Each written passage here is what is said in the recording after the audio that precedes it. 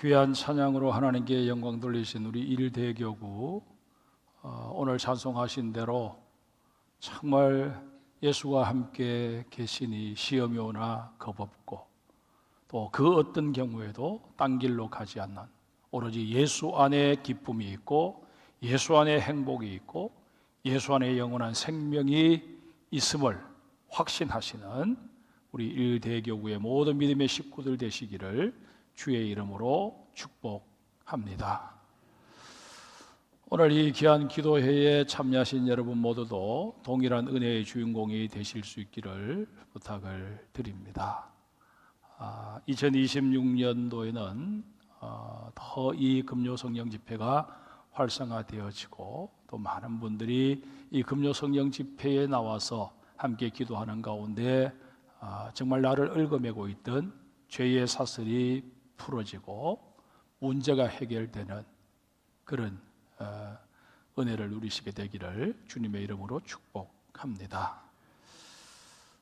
오늘도 우리 복수쿨의 우리 믿음의 아들, 딸들 이렇게 귀하게 성령 집회에 나와서 고맙습니다. 설 명절 잘 보냈어요?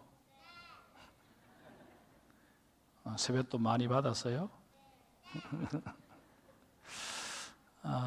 다음 주 월요일부터 일주일간 여러분들 새학년이 되기 전에 기도로 준비하는 특별 새벽 기도회를 하게 됩니다.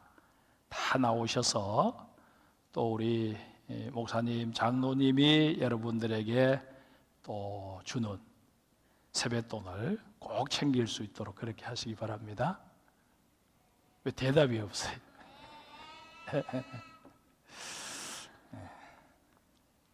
우리는 신앙생활을 하면서 원치 않게도 간혹 우리의 마음이 흔들릴 때가 있습니다. 그때 우리의 마음속에 불현듯 이런 바람이 생깁니다.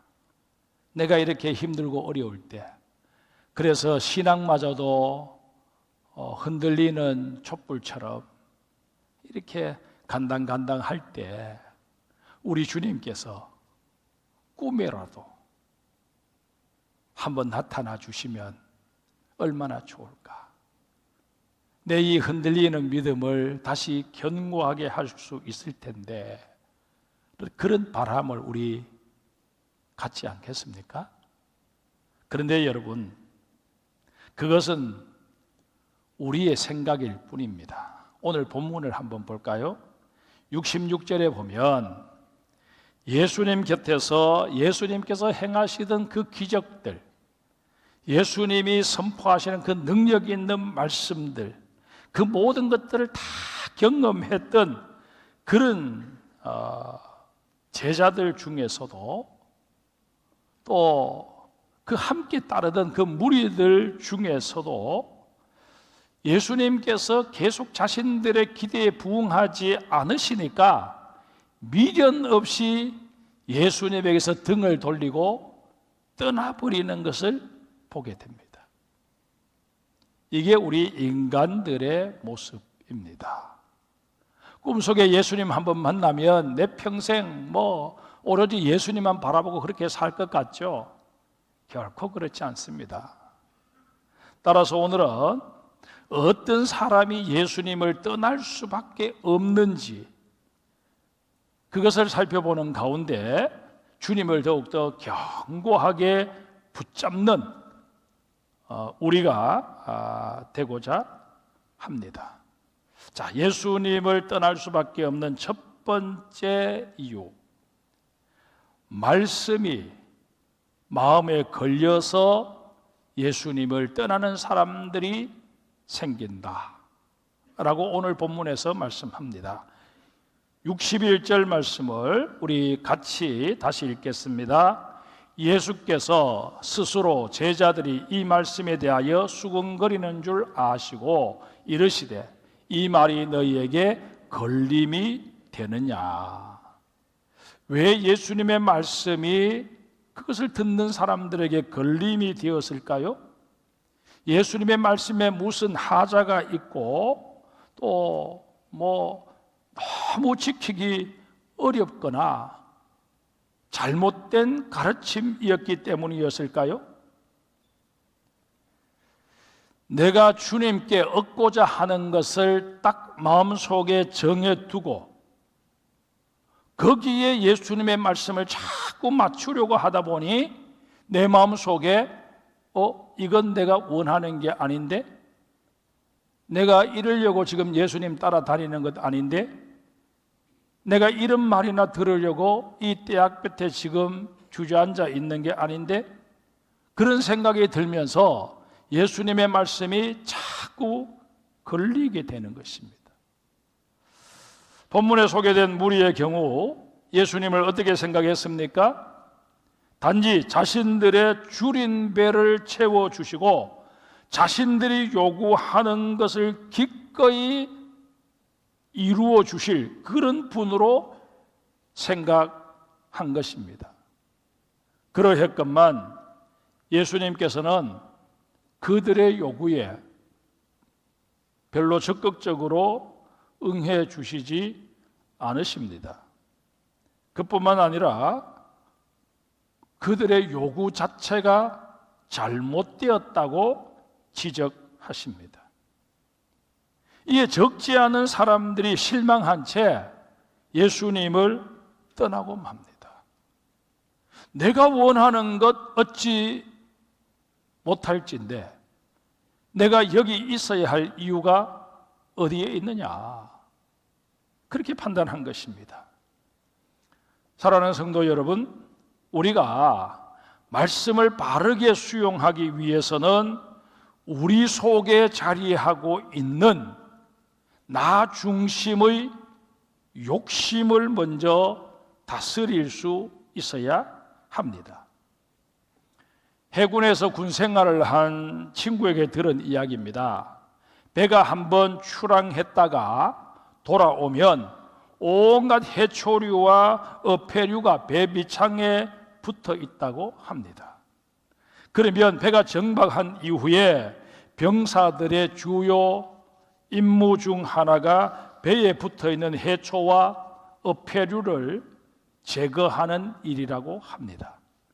그래야 배가 부식되는 것을 막을 수 있고 해초로 인한 기관 고장을 막을 수 있다는 것입니다.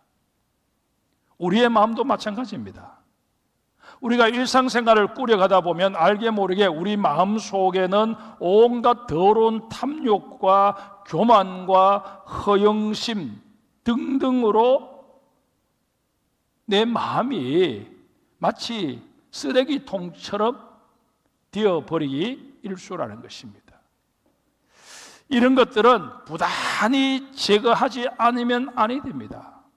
정말 하나님의 말씀이 내게 은혜로 다가오도록 하기 위해서는 그 하나님의 말씀을 변질시킬 수 있는, 왜곡시킬 수 있는 내 마음속에 하나님이 원치 않는 그런 것들을 끊임없이 제거해야 한다 하는 것입니다.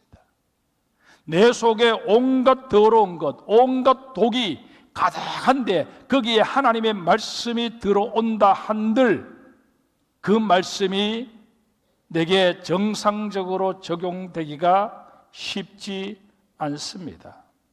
이런 까닭에 우리는 하나님의 말씀을 듣고 읽는 일에도 열심을 내어야 하지만 주님 앞에 끊임없이 나 자신을 비우는 회개의 시간을 가져야 합니다. 여러분, 우리 마음속에 욕심이 자리하고 있으면 하나님의 말씀을 은혜의 말씀으로 받는 게 아니라 부담으로, 시험거리로 받아들이기가 십상입니다. 또한 설교를 하나님이 내게 주시는 권면과 위로와 복의 말씀으로 그렇게 여기지 않고 오히려 책망과 강요와 부담으로 받아들일 가능성이 커질 수밖에 없습니다.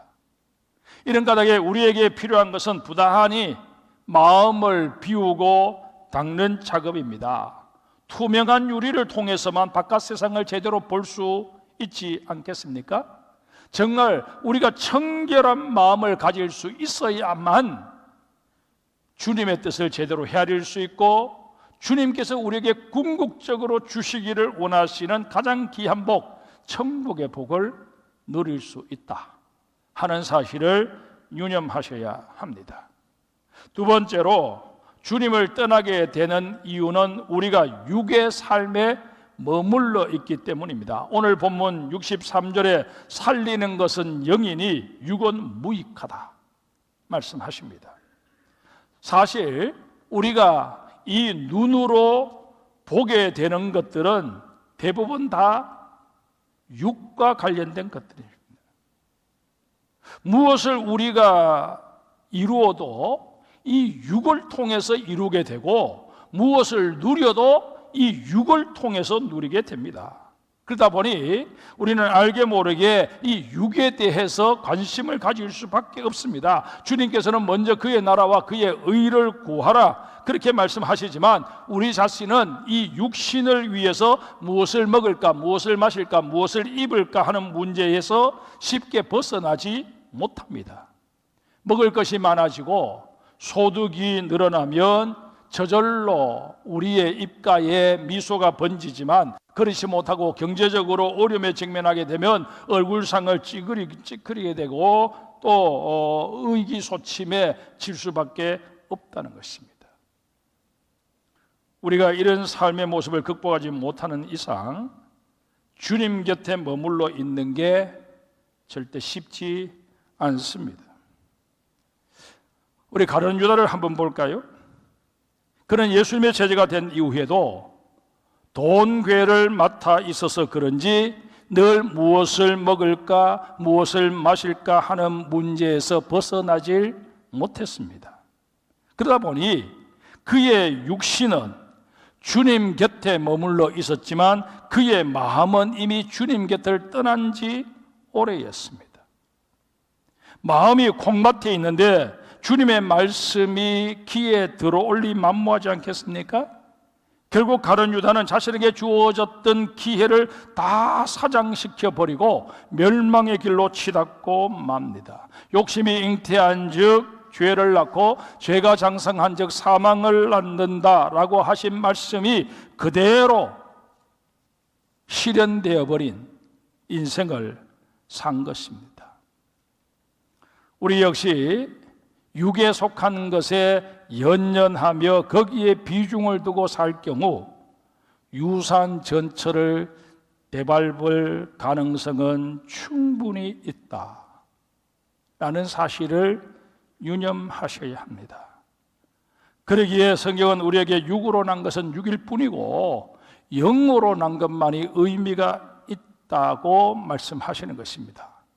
그래서 성경을 읽어보면 우리에게 계속해서 거듭남의 그 원리에 대해서 그 거듭남의 복을 누려야 한다. 이 거듭남의 복을 누리지 못하면 우리가 열심히 예배하고 또 교회 사역을 감당한다고 한들 우리가 훗날 주님 앞에 서게 되었을 때 주님께서는 내가 너를 도무지 알지 못한다 그렇게 말씀하시게 된다는 것입니다. 여러분, 이 땅의 것을 하나님께서 우리에게 많든 적든 주셨습니다. 건강도 주셨습니다. 내게 일정한 수한의 삶을 살도록 하셨습니다. 왜 그러셨을까요?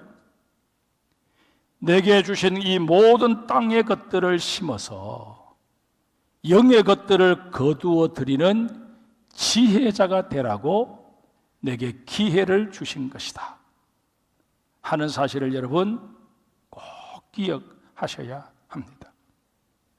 여기 연세 있으신 분들은 정말 인생의 남은 날들, 내가 남은 날들이 그리 길지 않다 하는 그런 생각을 가지신다면 여러분 더더욱 주님과 나를 결속시키는 일에 훗날 주님을 내가 뵙게 되었을 때 그 주님이 나를 바라보시며 미소 지으실 수 있도록 내가 만들어내리라. 그러기에 나의 나이 많음과 점점 기력이 쇠해지는 것, 그거 핑계대고 이런 성령 집회도 참여하지 않고 뭐 그냥 점점 갈수록 내년부터는 내 안 나와야지 이런 생각을 할 게 아니라 정말 주님께서 내게 건강을 주시고 두 다리로 걸을 수 있는 힘을 주시는 이상 나는 주의 전에 와서 정말 안나와 시므온처럼 기도의 사람으로 살다가 그렇게 나의 인생을 마감하겠습니다. 그렇게 고백하시는 하나님의 사람들 되시기를 주님의 이름으로 축복합니다. 세 번째로 믿음이 없어서 주님 곁을 떠나게 됩니다. 64절에 보면 예수님께서 제자 중에도 믿음이 없는 자들이 있다라고 지적하십니다. 그리고 요한복음의 기자는 그가 바로 가룟 유다라고 증언합니다. 주님 곁에 머물기 위해서는 믿음이 절대적으로 필요합니다. 그런데 이 믿음은 의지의 산물이 아닙니다. 우리의 의지로 갖게 되는 것은 신념이지 믿음이 아닙니다. 믿음은 하나님께서 주시는 은사 가운데 하나입니다. 그러하건만 적지 않은 사람들이 이 믿음을 신념과 착각한 채 마치 자신의 의지로, 노력으로, 결심으로 얻을 수 있는 것처럼 그렇게 생각합니다. 그래서 연초가 되면 이번에는, 올해는 내가 분명한 믿음을 소유하리라, 그렇게 결심을 한다는 것입니다. 그러나 여러분, 결심으로 얻을 수 있는 믿음이 아닙니다. 정말 우리가 하나님 앞에서 할 수 있는 말은 올해는 내가 더욱더 기도에 힘쓰고 하나님의 은혜를 덧입어서 믿음을 더욱더 견고하게 하리라, 그렇게 고백해야 한다는 것입니다. 기도하지 않고 말씀을 가까이 하지 않고 예배에 참여하지 않고 내 믿음이 내 어떤 의지로, 내 결심으로 좋아질 수 있을 것이다? 천만의 말씀. 하나님께서 성령의 기름 부으심을 부어주셔야 이게 가능한 일이고, 믿음은 우리가 잘 알고 있는 대로 성령의 은사 아닙니까? 그렇기 때문에 정말 하나님의 도우심이 없고서는, 하나님의 은혜가 아니고서는 우리가 이 믿음 있는 삶을 살아갈 수가 없다 하는 것을 명심하셔야 할 것입니다. 여러분, 믿음이 없이는 하나님을 기쁘시게 할 수 없습니다. 하나님께 무엇을 구하여도 얻을 수가 없습니다. 악순환이 계속되는 것입니다. 하나님께서 기뻐하지도 않는 자에게 무엇을 주시겠습니까? 구해도 하나님이 들어주시지 않고 그 안에 믿음도 없는 그 사람의 결국이 어떻게 될까요? 하나님을 떠나는 것 외에는 다른 선택지가 없습니다. 이런 의미에서 여러분, 이렇게 금요 성령 집회에 나와서 하나님을 향해 찬양하고 부르짖어 기도할 수 있는 이것이 내 의지로 이루어진 일이라고 착각해서는 아니 됩니다. 이 자체가 주의 은혜입니다. 그러기에 여러분, 이렇게 성령 집회에 참여하고 주일 예배에 참여하고 교회가 공식적으로 제정해 놓은 모든 예배, 기도회 이렇게 참여할 수 있는 것, 이게 바로 하나님께서 내게 은혜를 베풀어 주신 연고다. 이게 하나님이 오늘 또 나와 함께하여 주셔서 나를 붙잡고 계시는 분명한 증거다. 그렇게 고백하시며 하나님께 할렐루야 감사하시는 그런 우리 장성교회 모든 성도들이 되시기를 주님의 이름으로 축복합니다. 말씀을 정리합니다. 우리는 이미 시작한 신앙생활이 주 안에서 마무리될 수 있도록 마지막까지 주님 곁에 있어야 합니다. 그러기 위해서는 말씀을 제대로 수용할 수 있는 이 마음밭을 준비해야 합니다. 우리의 마음밭이 늘 옥토가 될 수 있도록 정말 하나님의 도우심을 구해야 합니다.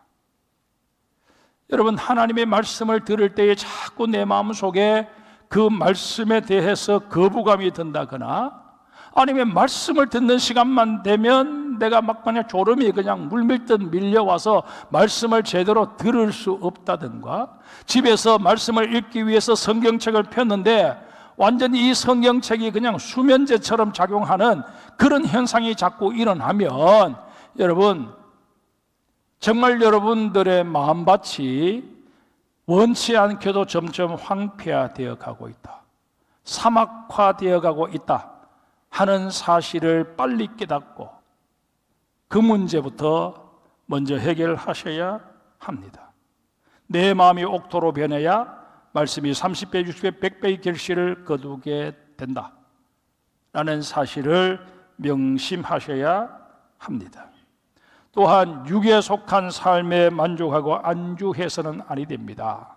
정말 우리의 기도하는 내용이 그저 육신과 관련된 무엇을 먹을까, 무엇을 마실까, 어떻게 하면 돈을 더 많이 벌 수 있을까, 어떻게 하면 내 아이들이 이 땅에서 출세할 수 있을까, 좋은 짝 만날 수 있을까, 이런 것에 여러분 맞추어지는 것이 아니라 정말 주님께서 우리를 위해서 허락해 놓으신 저 천성에 내가 어떻게 들어갈 수 있을까, 그 문제가 우리의 관심사가 되어야 한다 하는 것입니다. 그뿐만이 아닙니다. 하나님이 주시는 귀한 은사, 믿음의 은사를 위하여 날마다 깨어 기도하는 자들이 되어야 합니다.